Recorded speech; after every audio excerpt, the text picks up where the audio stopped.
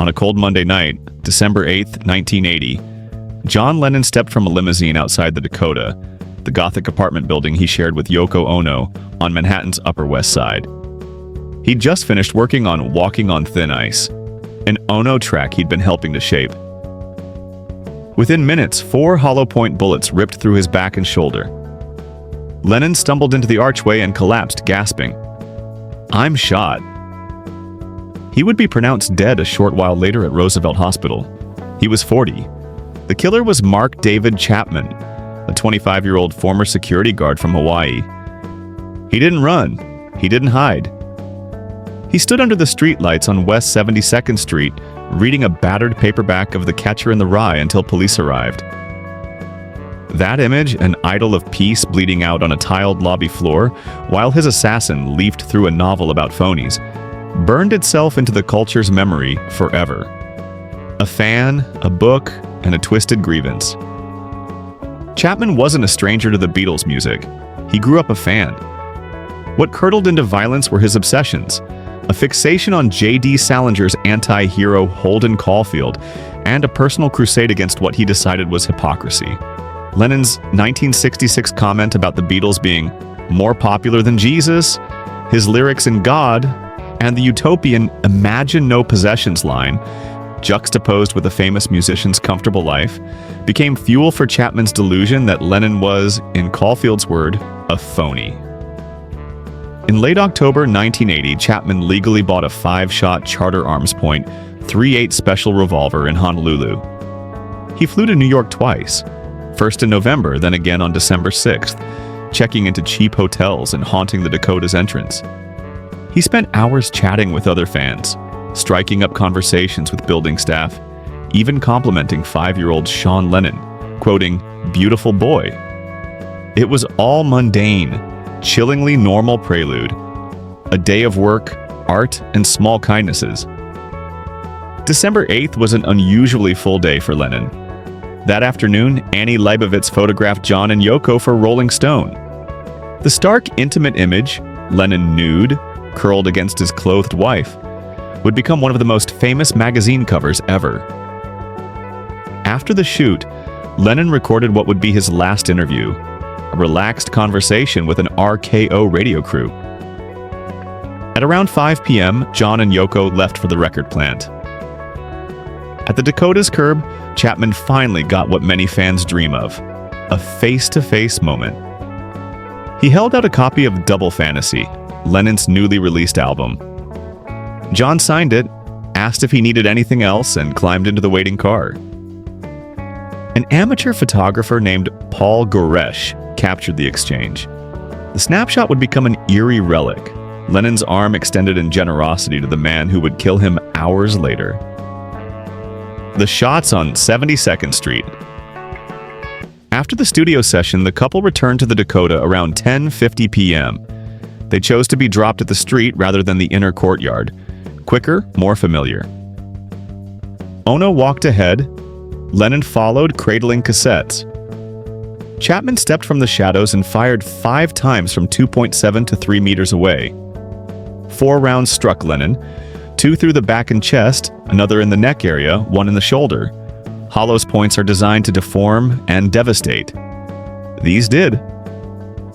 Lennon staggered up a few steps, reached the lobby, and collapsed. The building staff reacted instantly. Doorman Jose Perdomo kicked the gun away.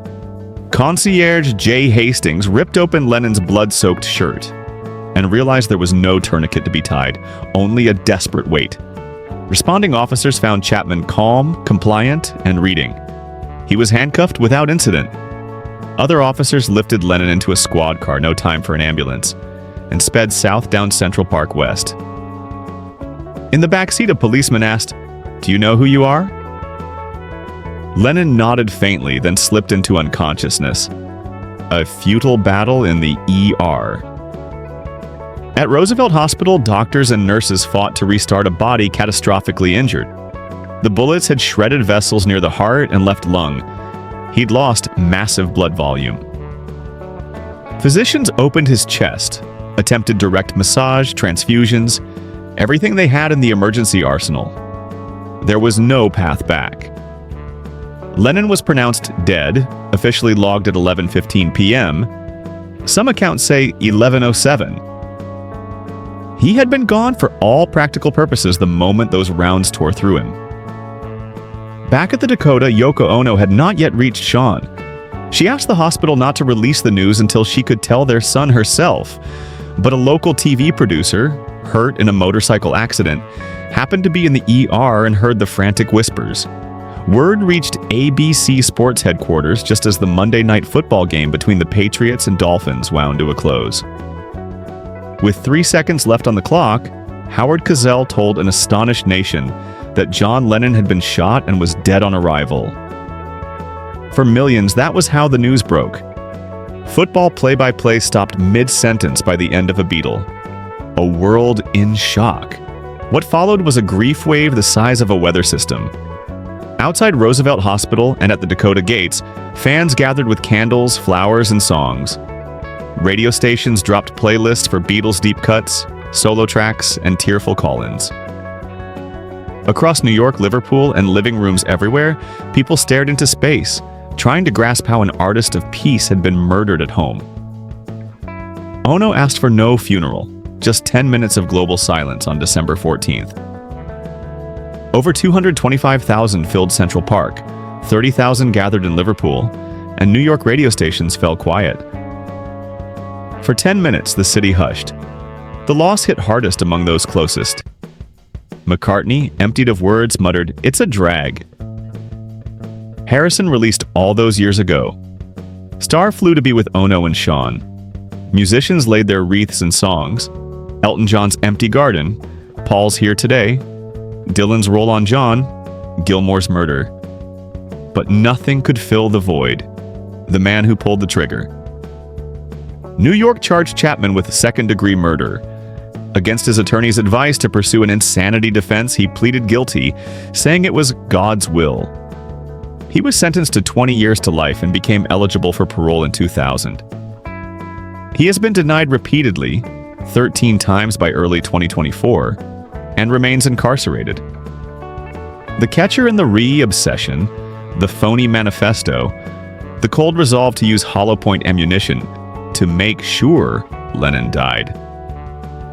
These elements defined him in the public mind far more than any psychological diagnosis ever has. Memorials in stone, light, and ritual. In 1985, Ono and New York created strawberry fields in Central Park, with trees from around the world and Naples' Imagine mosaic. It remains a gathering place where guitars and voices rise freely. Each year, Ono lights the Imagine Peace Tower in Reykjavik, its beam shining from Lennon's birthday to December 8th. Fans return annually at Strawberry Fields at his Hollywood star, turning grief into community. Exhibitions trace his story through artifacts, guitars, lyrics, stage clothes, even the hospital bag with his final belongings. Their ordinariness makes the loss more stark. Fame may glitter, but death is clinical. The last day echoes through culture, because Lennon's final hours were unusually well documented. Photos by Leibovitz, that unscripted radio interview, the gorish autograph shot, the TV bulletin. Artists and filmmakers keep returning to them. The day John Lennon died. The Lennon Report, The Killing of John Lennon. And Chapter 27. Each reframe the tragedy from a different angle: emergency room chaos, police procedure, the killer's psychology. None can resolve the unresolvable. Why a small man with a small life decided to erase a big one. Conspiracy theories sprouted quickly. CIA plots, manipulated assassins, shadowy doormen with Cold War pasts. But they've never produced credible evidence that contradicts the straightforward horror. A young man planned a murder, waited for his target, and pulled the trigger. Thanks for spending a few minutes with me. If this video resonated with you, please tap that like and hit subscribe. Until next time, take care, be kind, and keep the music playing.